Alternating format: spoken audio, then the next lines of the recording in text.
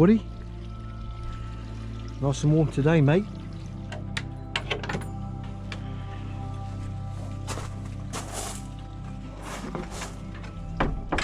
You shed 2 tail.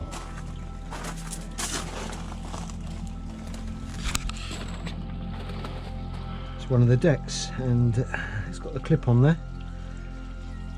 So 2 from the train, 1 deck with a clip. Go and see if Woody wants to come out today.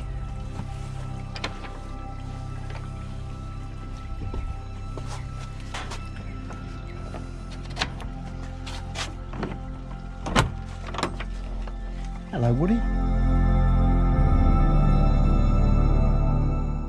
You want to come out? Yeah, I thought you did.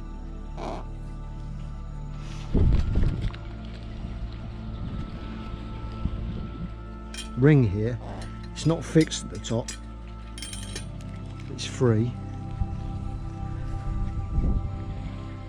but I just keep it on that small bit of cable tie there, just so I haven't got to keep picking it up, because otherwise the hook's on there and I've got to let go of that to get down to the bottom. So I'll just set it before I bring him out, and then it's where I need it.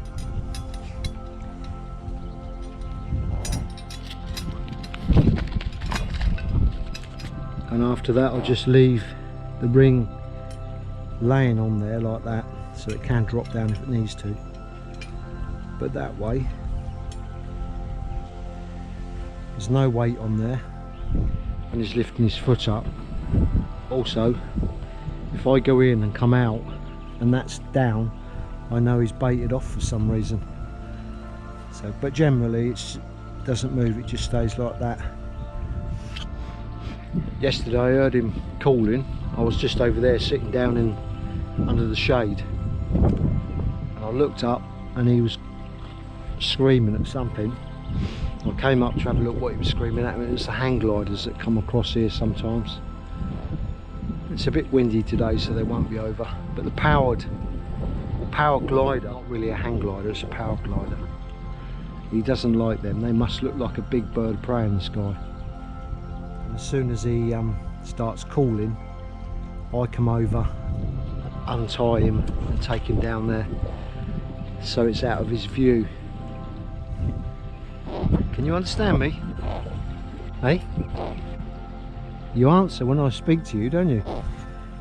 Yes, but I think you're telling me to go away, aren't you? No? I can tell he wants me to move away a little bit. Alright, Woody. Beautiful day. Here's the train so far.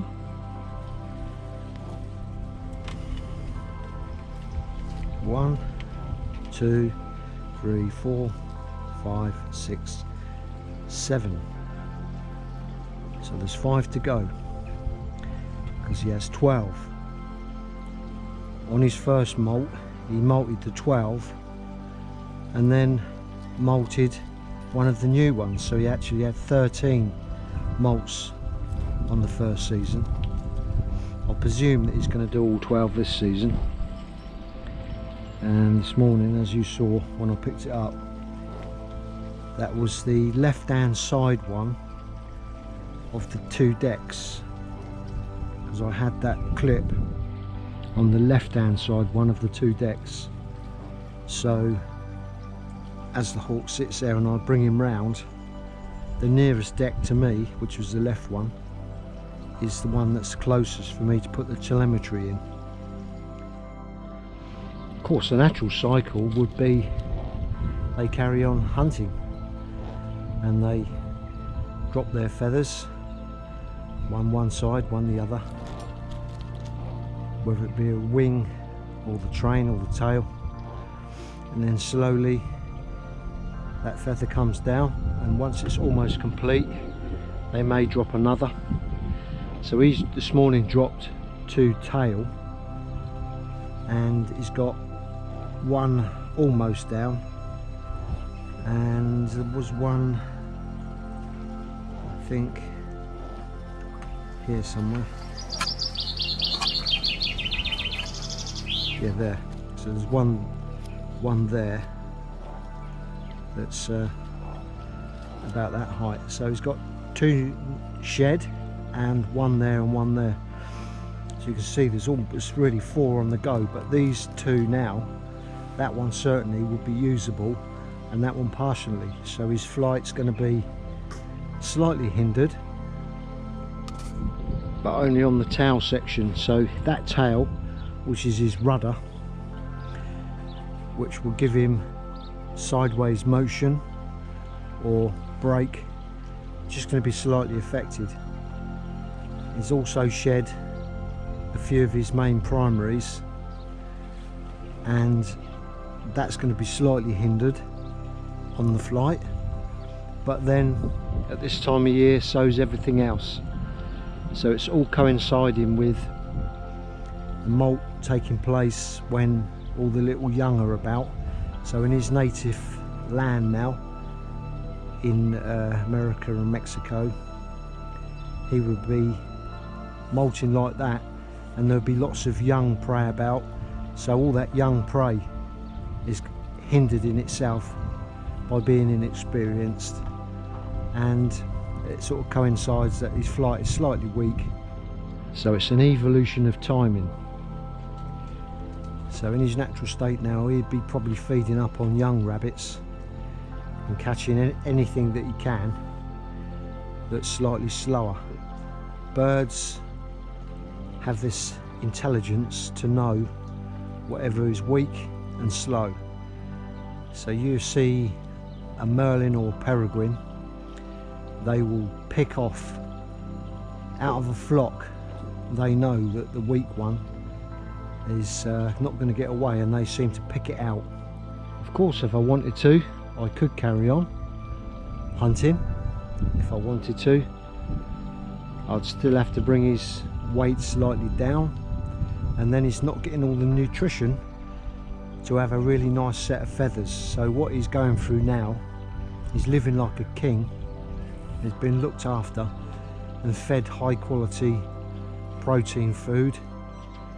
He's getting some red meats, and that is having an effect on what his natural biology inside, and his body's saying, I'm good, I'm ready to molt. And then he's losing all them feathers and growing quality back. The other reason we don't want to be hunting them in this time of year is because everything is replenishing. So all the young rabbits, and it's going to rouse now.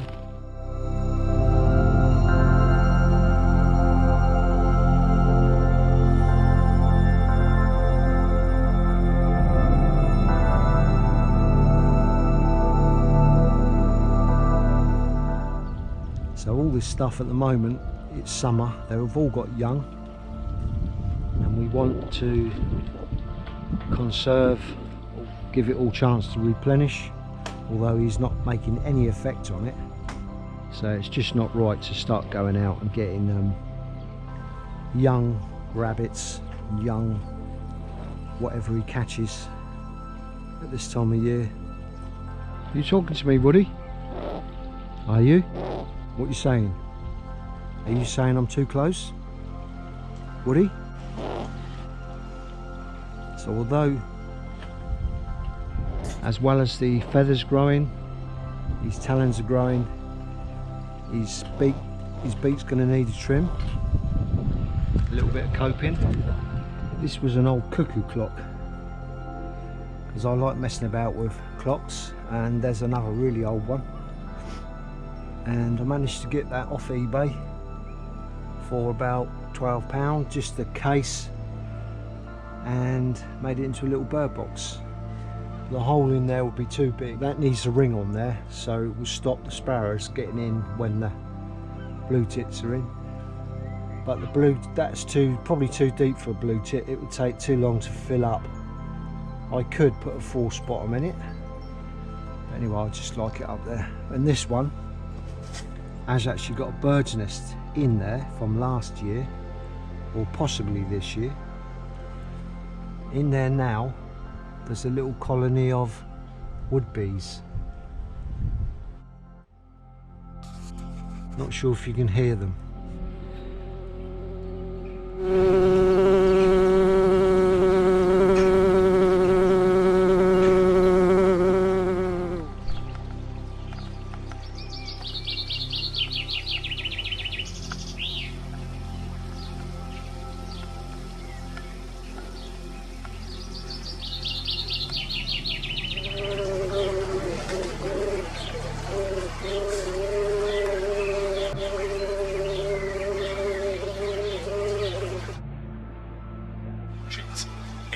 As much surface area and 8 times as much propellant tank volume are required for a Spaceship 2.0, which would need around 8 times as much thrust to make the vehicle 8 times as heavy as Starship 1.0.